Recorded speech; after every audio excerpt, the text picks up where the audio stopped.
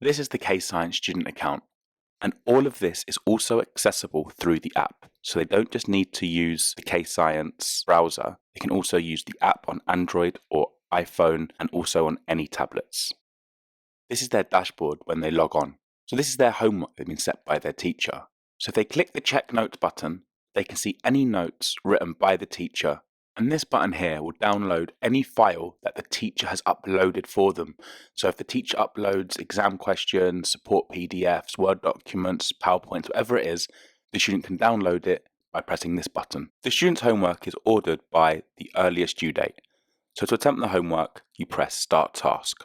So as you can see here, this is the student's dashboard for when they're doing their homework. They have the video for support, so they can always watch the video if they're stuck. And they've got the quizzes below. If the student gets the answer correct, their answer is ticked. If they get it wrong, or if the spelling is wildly off, it tells them they've made a mistake or the answer could be wrong, and they get another chance. We understand that spelling errors and keyboard errors are really annoying things for kids, so we accept a wide selection of answers if they're within reason. So as you can see here, cell membarin, that is a clear keyboard error. That is a clear keyboard error and is accepted. We also have common misconceptions that are explained to the students. We do actually have the explanation for the misconception there. And once they've completed their first quiz, they can then go on to the next quiz automatically. Students can quit their homework and then go back into it later to complete it from where it left off. They do not have to start it again. And if they've completed the quiz, they didn't get 100%, they can go back in and redo the quiz.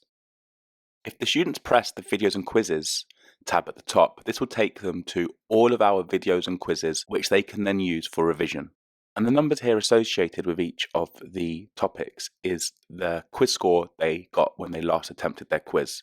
So it's a live, personal learning checklist, effectively. So for sperm cells, the last time they attempted the quiz, they got 80%. So they want to go back in and re-attempt the quiz. And as you can see, after their second attempt, they got 50%. So it updates it to 50%. So in our videos and quizzes section, they can watch any of the videos and answer any of the quizzes without having them being set. So they can go in and do this off their own back, and that is also on the app as well. And any of the quizzes they attempt in videos and quizzes is recorded on their performance page on the teacher dashboard. Students have access to the resource page, so they get access to all the past papers, all the exam booklets, and any resource that the teacher also has access to. They have access to all of this. So it's all of the revision booklets in one place, as well as every past paper. If they click the revision tab at the top, so they can select as many topics as they want, click the number of questions from each topic, and then press start. This will then give them randomized questions from each of those topics for them to do retrieval practice on.